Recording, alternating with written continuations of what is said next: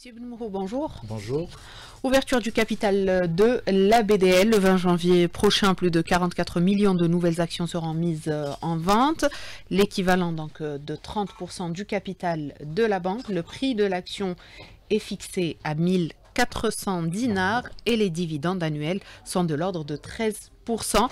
Alors, quel est l'intérêt de souscrire, Monsieur Benmourou, tout d'abord? Alors, tout d'abord, bonjour à nos amis auditeurs, auditrices. L'opération de la BDL, il faut le mentionner, c'est d'abord une seconde étape avec l'introduction du CPA. C'est inscrit dans le programme du président de la République, donc ça revêt une importance capitale aussi pour le marché. L'arrivée donc de la BDL va donner plus de profondeur au marché, va renforcer aussi la capitalisation boursière de la bourse d'Alger, et c'est en soi un excellent moyen de financement, plutôt de financement et d'investissement, puisqu'il y a 40% de l'offre qui est orientée pour le grand public, et puis également pour les institutionnels et les sociétés de droit algérien à hauteur de 30% pour chacune de ces catégories. La BDL est une banque publique, ses états financiers sont très clean, c'est une société, une banque qui a toujours réalisé des bénéfices. Elle a toujours travaillé aussi avec le grand public, avec les PME, donc c'est une société, une entreprise, une banque orientée aussi vers la PME. Donc c'est quelque chose, on va dire, de tout à fait normal qu'aujourd'hui qu'elle puisse ouvrir son capital par augmentation, à la différence du CPA que c'était une cession. Et à partir de ce moment, nous considérons qu'investir dans ces entreprises-là, qui sont des entreprises publiques, solides financièrement, va probablement apporter beaucoup d'avantages pour les investisseurs. Alors, techniquement, comment ça va se passer? Comment ça se passe, Monsieur Benmourou? Alors, techniquement, c'est très simple. Aujourd'hui, pour le CPA ou pour la BDL, il y a un syndicat de placement. Il y a 9 intermédiaires en opération de bourse.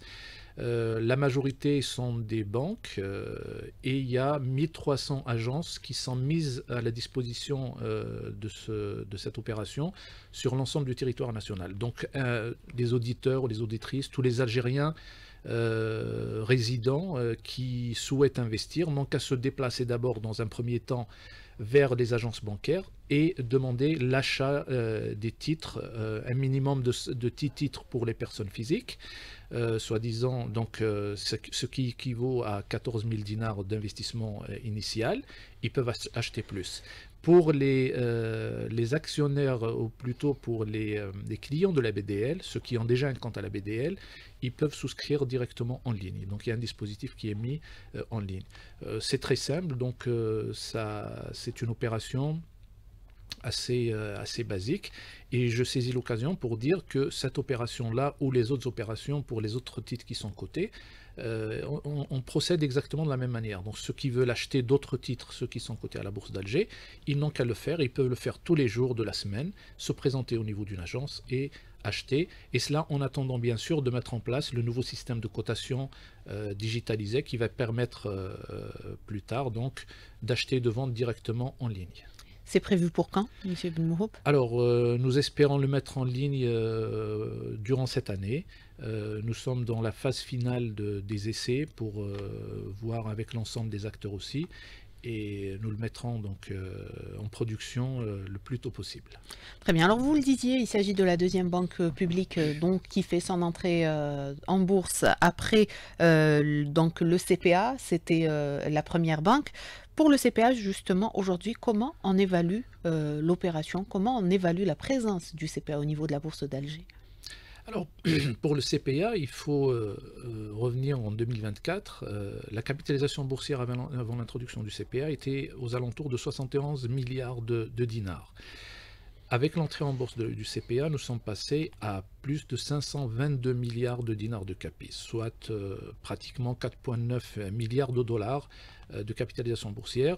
Et je précise que la puissance d'une bourse est souvent, entre autres, calculée sur la base de l'importance de sa capitalisation.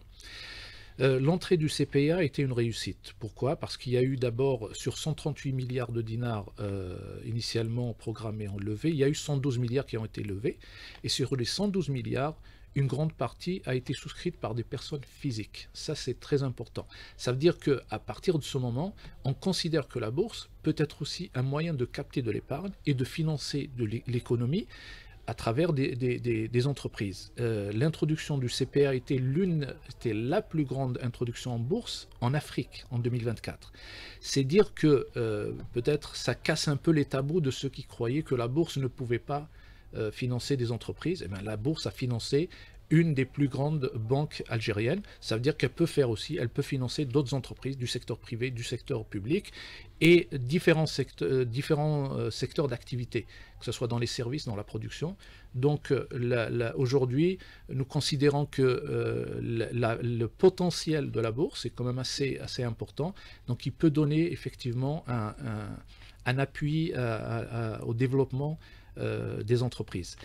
S'agissant maintenant de l'opération elle-même, le titre qui a été introduit donc, en 2024 connaît, comme tous les titres au niveau d'un marché boursier, bourse, voilà, des hauts et des bas. Donc parfois il augmente, parfois il baisse. Ça dépend de l'offre et de la demande, et ça dépend aussi un peu de l'intérêt de l'investisseur. Mais j'insiste ici pour dire que pour ce qui est de la valorisation des titres au niveau des marchés boursiers, il y a un élément important qui est celui en fait de la politique de dividende. L'investisseur, lorsqu'il vient en bourse, il cherche à gagner. Donc plus les dividendes sont élevés, plus ils sont importants, plus les gens souhaitent investir. Alors, il faut dire que un élément aussi important, c'est que le CPA, lorsqu'il s'est introduit, il avait annoncé, il avait fait d'ailleurs, que ceux qui ont acheté en 2024 bénéficiaient des dividendes, enfin des bénéfices de 2023. Donc il y a eu beaucoup qui ont mis de l'argent, ils ont acheté pour bénéficier de ces dividendes. Ils les ont pris d'ailleurs net d'impôts. Après, peut-être, bon, comme c'est des sommes importantes, ils ont besoin, bon, ça peut être des hommes d'affaires, ça peut être des chefs d'entreprise, ils ont besoin de cash, donc ils cherchent à revendre leurs titres pour avoir cette... Non, mais c'est une opération tout à fait banale pour nous, donc qui n'a pas d'impact significatif. Très bien. Alors, la dynamisation de la bourse d'Alger, c'est une des priorités du secteur des finances. Et le 1er décembre dernier, donc l'année 2024, a également vu la première start-up ou une première start-up algérienne qui a fait son entrée en bourse, Moustachir. Elle a fait son introduction. L'opération donc devait durer 1 mois. Elle a été clôturée. Quel bilan faites-vous de cette opération, Monsieur Benmouhoub? Alors, il faut savoir que l'introduction, l'arrivée de Moustachir, la première start-up à faire le pas au niveau de la bourse d'Alger, s'est fait en fait grâce aux modifications que nous avons introduites au niveau de la cote officielle. Le marché qui est désormais appelé marché de la croissance, qui s'appelait auparavant marché de la PME, nous avons revu les conditions d'accès. Donc nous avons simplifié les conditions d'accès. Nous savons aussi que les startups ont un effet de disruption au niveau de leur secteur d'activité, mais en même temps, cette startup aussi a créé de la disruption au niveau du marché. C'est-à-dire qu'elle a fait le pas que beaucoup d'entreprises qui ont pignon sur rue n'ont pas pu faire. Et en soi, puisqu'aujourd'hui il y a un écosystème de startups qui est en train d'éclore, qui est en train de se développer, il est de notre devoir aussi de mettre à la disposition de ces entreprises les moyens de financement nécessaires. Les startups ont une particularité aussi, c'est qu'elles grandissent très rapidement. Donc elles ont des croissances exponentielles, ça veut dire qu'elles ont besoin de fonds toujours disponibles.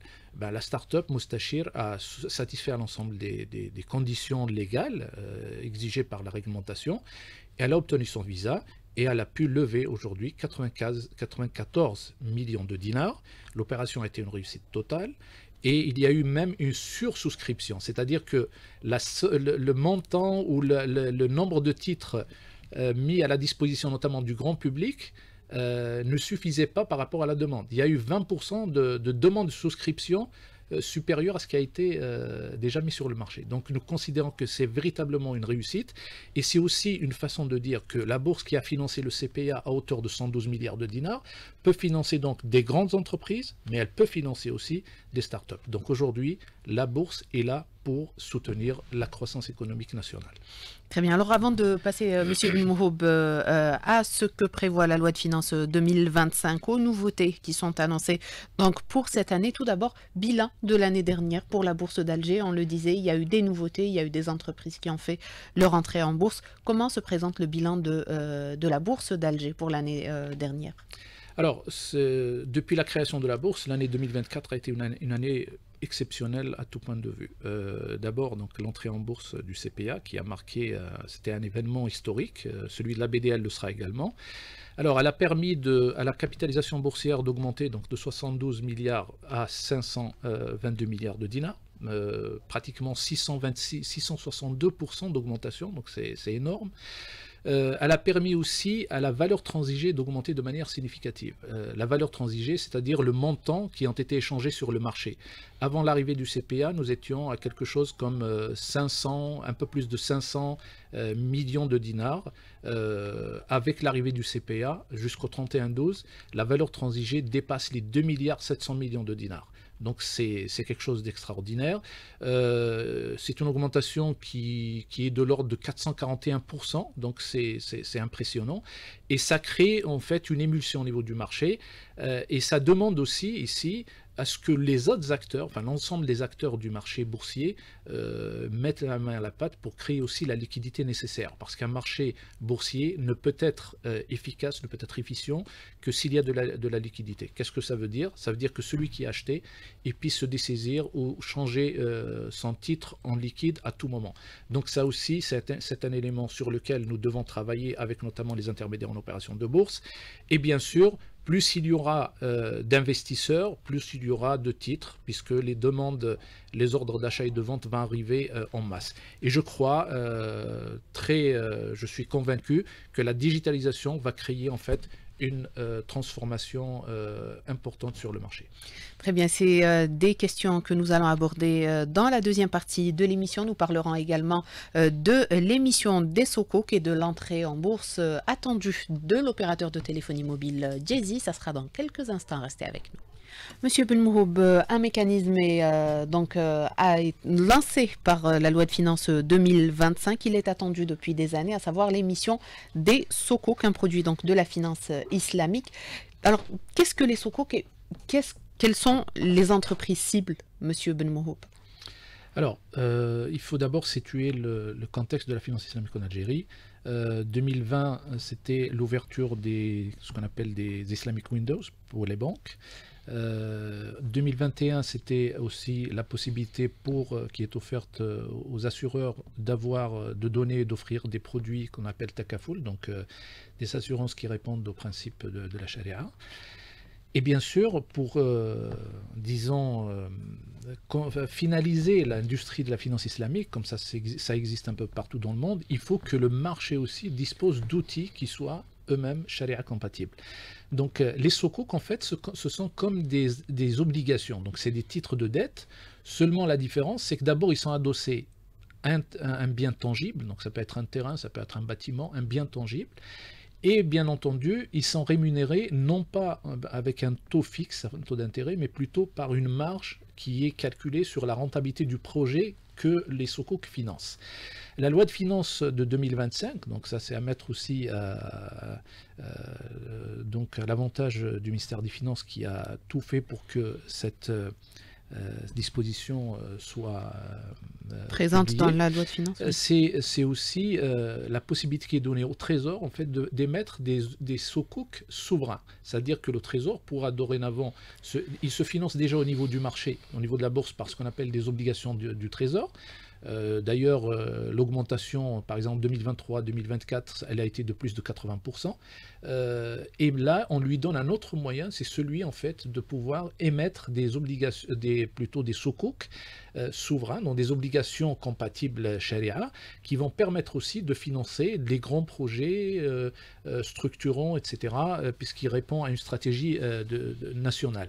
Donc toute cette démarche va finaliser ce qu'on appelle le mécanisme de l'industrie islamique en Algérie, l'industrie financière islamique en Algérie, mais également c'est aussi un moyen d'inclusion financière.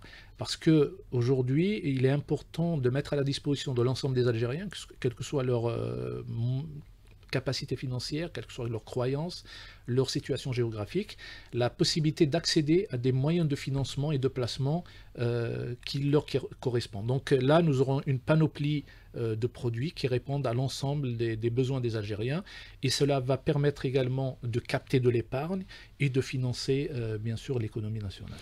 Quelles sont vos attentes, M. Benmouhoub, de ces opérations justement d'émission de Sukuk? Alors, l'émission des Sukuk souverains, comme je l'ai dit, vont permettre à l'État de financer les grands projets structurants, mais nous espérons aussi que ça va être un moyen qui va être élargi aux entreprises pour qu'ils puissent émettre des Sukuk corporate. Aujourd'hui, nous avons par exemple une entreprise qui vient d'obtenir son visa pour des obligations classiques pour une émission de l'ordre de 15 milliards de dinars. Il faut dire que le marché des Sukuk corporate, plutôt des obligations corporate au niveau de la bourse d'Alger, est resté vide depuis 2016. Donc là, il y a une entreprise qui vient, peut-être d'autres vont arriver, nous l'espérons. Et c'est aussi un autre moyen qui sera mis à la disposition des entreprises, celles qui ne voudraient pas financer leurs activités par des obligations classiques, de pouvoir le faire à travers des obligations corporate. Donc là, vraiment, cette disposition va ouvrir grandes les portes de la finance islamique en Algérie. Et là, il y aura déjà des moyens de financement qui sont mis par les banques islamiques, les banques ou les Islamic Windows, et le marché aussi pourra donc à l'avenir mettre en place des produits islamiques pour financer les activités des entreprises. Vous parlez d'une entreprise qui arrive au niveau de la bourse pour l'émission des de titres d'obligations. Oui. Il s'agit de quelle entreprise? Alors c'est Tossiali, c'est l'entreprise algérienne Tossiali qui a obtenu son visa donc durant le mois de décembre 2024 et qui va émettre sur le marché un nombre d'obligations pour lever un montant de 15 milliards de dinars, éventuellement qui pourrait aller jusqu'à 20 milliards de dinars. Donc ça aussi, c'est une façon aussi de montrer aux autres entreprises peut-être algériennes la possibilité de se financer autre que par le secteur bancaire, parce que le secteur bancaire aujourd'hui subit une pression puisqu'il finance pratiquement 90% des besoins de l'économie.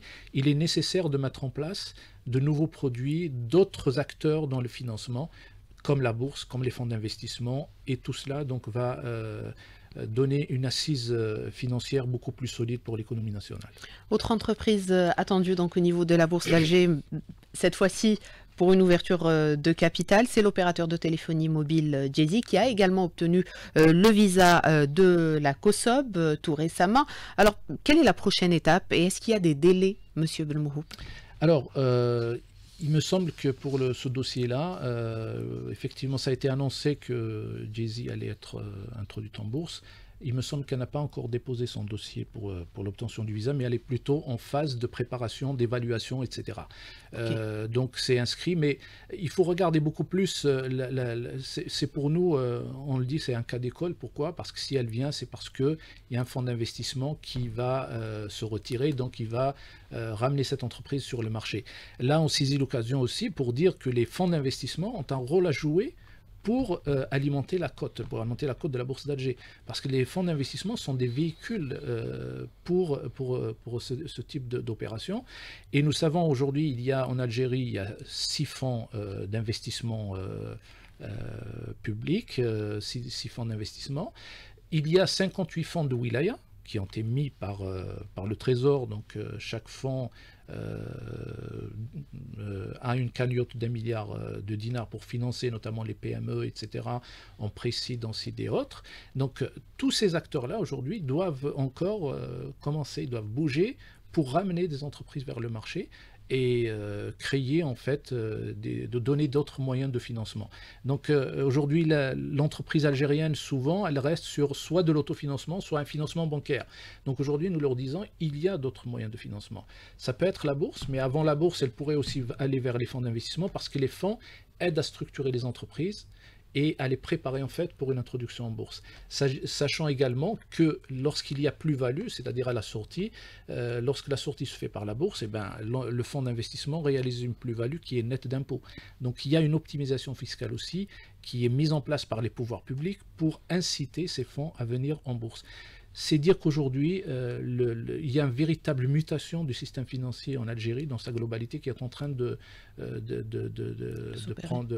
prendre forme. Et on est rassuré pour que les années à venir, l'Algérie dispose d'une assise, comme je l'ai dit, financière de la part des banques, de la bourse, des fonds d'investissement qui vont aider en fait à soutenir la croissance de l'économie nationale. Très bien, alors inciter justement les entreprises à adhérer à la bourse, l'État soutient la démarche, mais aujourd'hui, les PME soulèvent certaines contraintes, à commencer par les charges de changement de statut social. Elles doivent donc systématiquement devenir SPA, société par action, Absolument. pour pouvoir accéder à la bourse. Et là, on vous dit que les droits d'enregistrement, les frais notariaux sont très élevés. Est-ce qu'il y a un soutien financier pour cette opération, M. Ben Mouhoub, qui est prévu?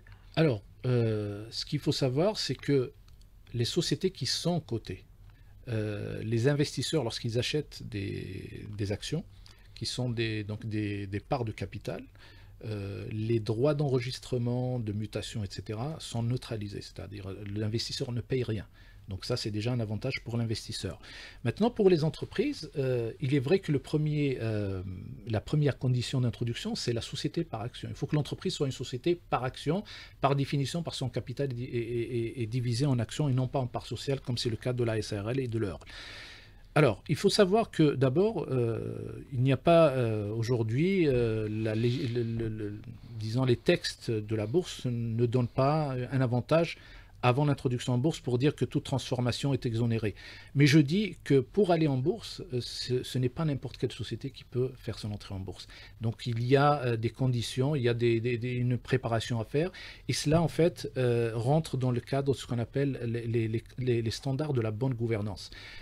Parce qu'une société qui veut avoir pignon sur rue, qui veut financer sa croissance, au-delà de l'aspect, si elle va se financer par la banque ou par un fonds d'investissement, il y a toujours des frais à payer.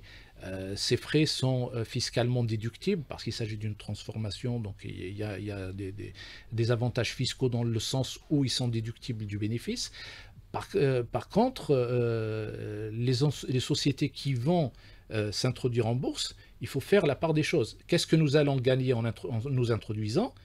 Je ne pense pas que les frais d'introduction soient un frein, plutôt les frais de transformation soient un frein pour une introduction en bourse. Sachant que l'introduction en bourse ne nécessite aucune, par exemple, garantie réelle. On ne demande pas de caution, on ne demande pas d'hypothèque. La BDL qui va lever plus de 61 milliards de dinars, nous n'avons exigé rien du tout. La seule exigence, ce sont les états financiers de l'entreprise. La COSOB a donné son visa sur la base des états financiers. Donc à partir de là, lever un montant si important, 61 milliards, c'est aussi un moyen d'augmenter la capacité de l'entreprise, moyen de capacité de financement, d'améliorer sa gouvernance, de donner plus de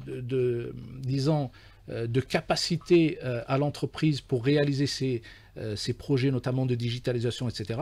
Donc il faut faire la part des choses pour dire est-ce que les frais de transformation sont un frein? Je ne le pense pas. Les tarifs des bureaux de liaison ou des bureaux qui accompagnent, des bureaux de conseil, pardon, qui accompagnent les entreprises également? Ça, c'est négociable. C'est-à-dire que l'autre exigence, en plus d'être une SPA, une société qui doit s'introduire en bourse doit choisir un intermédiaire en opération de bourse. Et c'est une PME, elle doit choisir un promoteur en bourse. Et là, c'est une négociation entre les entreprises. La bourse n'a rien à voir, c'est-à-dire dans cette négociation, et c'est laissé aux sociétés de bien transiger. Très bien, une dernière question, Monsieur Ben Mouhoub, pour l'année en cours, donc pour 2025, on annonce déjà des entreprises qui vont émettre des titres, des obligations, on annonce des entrées en bourse. Quelles sont vos principales attentes pour l'année en cours, au-delà de celles qui sont déjà annoncées? Alors, nous allons bien entendu continuer à faire la promotion du marché, à donner un peu les avantages, pourquoi une entreprise va en bourse, pourquoi un investisseur va investir en bourse aussi. Et c'est aussi une façon pour nous d'affirmer que la bourse est capable aussi de jouer un rôle dans le financement de l'économie. Donc nous allons continuer à faire de la promotion auprès des chefs d'entreprise et l'introduction du CPA, plutôt de la BDL, du CPA avant et de Moustachir, est un excellent argument en fait auprès de ces entreprises, notamment du secteur privé. Il faut le dire, les entreprises du secteur privé ont tout à gagner en venant à la bourse. Je saute sur l'occasion pour dire que l'État fait énormément d'efforts pour encourager les entreprises à exporter leurs services et leurs produits, nous disant que les sociétés cotées en bourse ont une plus grande facilité de s'introduire sur les marchés à l'international parce qu'elles sont considérées comme transparentes, l'image est modifiée, elle est changée, elle a une meilleure image, etc., un meilleur capital, donc elles ont une meilleure assise financière. Donc à partir de ce moment-là, nous sommes engagés à faire la promotion du marché, à accompagner les acteurs et je le dis encore une fois, comme je l'ai toujours dit, les portes de la bourse sont ouvertes, nous sommes disposés à accompagner les startups, les PME ou les grandes entreprises. Donc celles qui souhaitent se renseigner, nous sommes là à leur donner les informations nécessaires. N'oublions pas qu'il y a eu un guichet unique qui a été mis à la disposition aussi des opérateurs. Nous leur disons bienvenue, demandez ne serait-ce que des renseignements, vous ne vous engagez en rien. Très bien, merci Monsieur Benmouhoub. On arrive à la fin de notre émission. Merci à vous d'avoir répondu à notre invitation et toutes nos questions. Je rappelle que nous avions avec nous ce matin Monsieur Yazid Benmouhoub, directeur général de la Bourse d'Alger. Merci à vous de nous avoir prêté attention. Très bonne journée et à demain.